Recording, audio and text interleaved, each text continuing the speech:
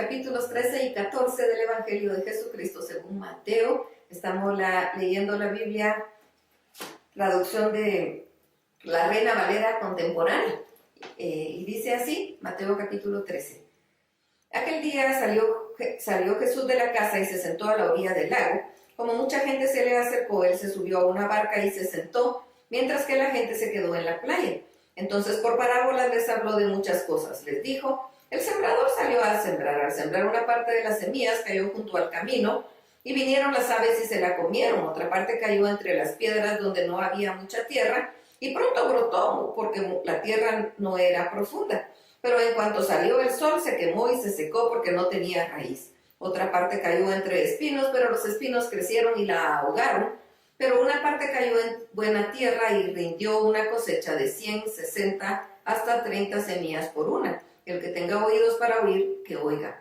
Los discípulos se acercaron y le preguntaron: ¿por qué hablas por parábolas? Y él les respondió: porque a ustedes se les concede entender el misterio del reino de los cielos, pero a ellos no. Porque a cualquiera que tiene se le dará y tendrá más, pero al que no tiene, aún lo poco que tiene se le quitará. Por eso les hablo por parábolas, porque viendo no ven y oyendo no oyen ni entienden. De manera que en ellos se cumple la profecía de Isaías, que dijo: ustedes oirán con sus oídos, pero no entenderán, y verán con sus ojos, pero no percibirán. Porque el corazón de este pueblo se ha endurecido. Con dificultad oyen con los oídos, y han cerrado sus ojos, no sea que con sus ojos vean, y con sus oídos oigan, y con su corazón entiendan, y se vuelvan a mí y yo los sane. Pero dichosos los ojos de ustedes porque ven, y los oídos de ustedes porque oyen. Porque de cierto les digo que muchos profetas y hombres justos desearon ver lo que ustedes ven y no lo vieron, y oír lo que ustedes oyen y no lo oyeron. Escuchen ahora lo que significa la parábola del sembrador. Cuando alguien oye la palabra del reino y no la entiende, viene el maligno y le arrebata lo que fue sembrado en su corazón. Esta es la semilla sembrada junto al camino. El que oye la palabra es la semilla sembrada entre las piedras, que en ese momento la recibe con gozo, pero su gozo dura poco por tener poca raíz. Al venir la aflicción o la persecución por causa de la palabra, se malogra. La semilla sembrada entre espinos es el que oye la palabra, pero las preocupaciones de este mundo y el engaño de las riquezas ahogan la palabra, por lo que ésta no llega a dar fruto. Pero la semilla sembrada en buena tierra es el que oye la palabra y la entiende y da fruto, y produce 100, 60 y 30 semillas por cada semilla sembrada. Jesús les contó otra parábola. El reino de los cielos es semejante a un hombre que sembró buena semilla en su campo, pero mientras dormían los trabajadores, vino su enemigo y sembró cizaña entre el trigo y se fue. Cuando el trigo brotó y dio fruto, apareció también la cizaña. Entonces los siervos fueron a preguntarle al dueño del terreno: Señor, ¿acaso no sembraste buena semilla en tu campo? ¿De dónde salió la cizaña?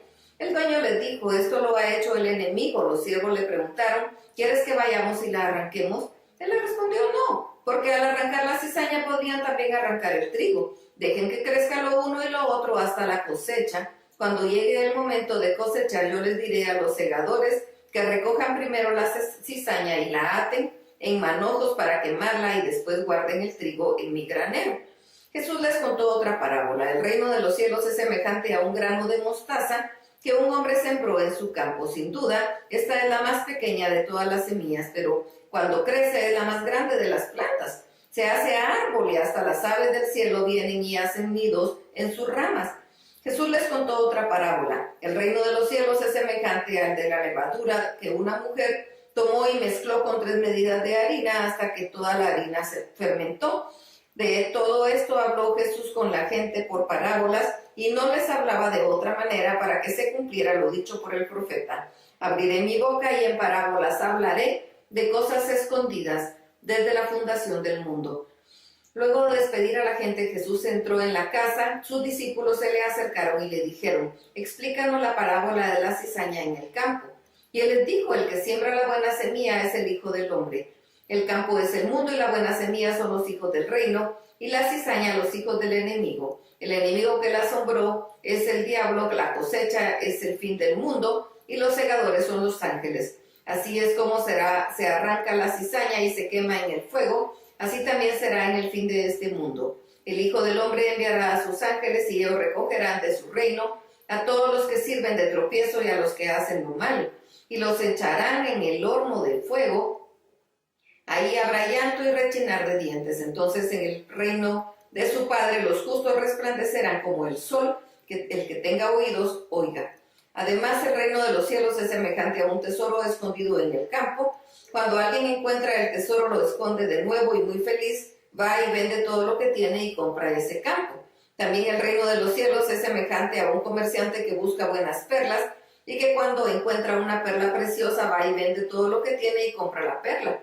Asimismo, el reino de los cielos es semejante a una red que lanzada al agua recoge toda clase de peces. Una vez que se llena, la sacan a la orilla y los pescadores se sientan a echar el buen pescado en cestas y desechan el pescado malo. Así será el fin del mundo. Los ángeles saldrán y apartarán de los hombres justos a la gente malvada, y a esa gente la echarán en el horno de fuego. Ahí habrá llanto y rechinar de dientes. Jesús les preguntó: ¿has comprendido todo esto? Ellos respondieron: sí, Señor. Y él les dijo: por eso todo escriba que ha sido instruido en el reino de los cielos es semejante al dueño de una casa que de su tesoro saca cosas nuevas y cosas viejas. Cuando Jesús terminó de exponer estas parábolas, se fue de ahí. Al llegar a la tierra, les enseñaba en la sinagoga del lugar. La gente se asombraba y decía: ¿de dónde viene la sabiduría? ¿Cómo es que hace estos milagros? ¿Acaso no es el hijo del carpintero? ¿No se llama María, su madre, y sus hermanos son Jacobo, José, Simón y Judas? ¿No están todas sus hermanas con nosotros? ¿De dónde pues le viene todo esto? Y les era muy difícil entenderlo, pero Jesús les dijo: no hay profeta sin honra sino en su propia tierra y en su propia familia, y por la incredulidad de ellos no hizo ahí muchos milagros. Mateo capítulo 14. Por esos días Herodes el tetrarca se enteró de la fama de Jesús y le dijo a sus criados: este es Juan el Bautista, que ha resucitado de los muertos, por eso operan en él estos poderes. Y es que Herodes había prendido a Juan y lo había encadenado y metido en la cárcel. Lo había hecho por causa de Herodías, la mujer de Felipe, su hermano, pues Juan le decía: no te es lícito tenerla. Herodes quería matarlo, pero tenía miedo porque la gente veía a Juan como un profeta. En el cumpleaños de Herodes, la hija de Herodías danzó delante de todos, y tanto agradó esto a Herodes que bajo juramento prometió darle todo lo que ella le pidiera. Ella, instigada por su madre, le dijo: entrégame aquí en un plato la cabeza de Juan el Bautista. Esto entristeció mucho al rey, pero a causa del juramento y de los que estaban con él en la mesa, mandó a que se le concediera su deseo y ordenó decapitar a Juan en la cárcel. Llevaron entonces la cabeza de Juan en un plato y se la dieron a la muchacha, y ella se la entregó a su madre. Más tarde los discípulos de Juan fueron y tomaron el cuerpo y lo enterraron y fueron a darle las noticias a Jesús. Cuando Jesús se enteró de que se fue a la barca y a un lugar apartado. Cuando la gente lo supo, lo siguió a pie desde las ciudades. Cuando Jesús salió de la barca y vio a la gente, tuvo compasión de ellos y sanó a los que estaban enfermos. Ya anochecía cuando sus discípulos se acercaron a él y le dijeron: ya es muy tarde y en este lugar no hay nada. Despide a toda esta gente para que vaya a las aldeas y compren de comer. Jesús les dijo: no tienen por qué irse, denles ustedes de comer. Y ellos le dijeron: aquí solo tenemos 5 panes y 3 pescados. Y él les dijo: tráiganmelos acá. Mandó entonces a la gente que se recostara sobre la hierba, tomó los 5 panes y los 2 pescados, y levantando los ojos al cielo los bendijo, los partió y dio los panes a los discípulos y los discípulos a la multitud. Todos comieron y quedaron satisfechos, y de lo que sobró se recogieron 12 cestas llenas.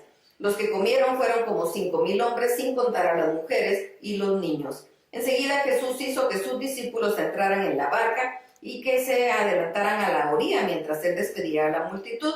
Luego de despedir a la gente al monte a orar aparte, cuando llegó la noche, Jesús estaba ahí solo. La barca ya estaba a la mitad del lago, azotada por las olas porque tenían el viento en contra.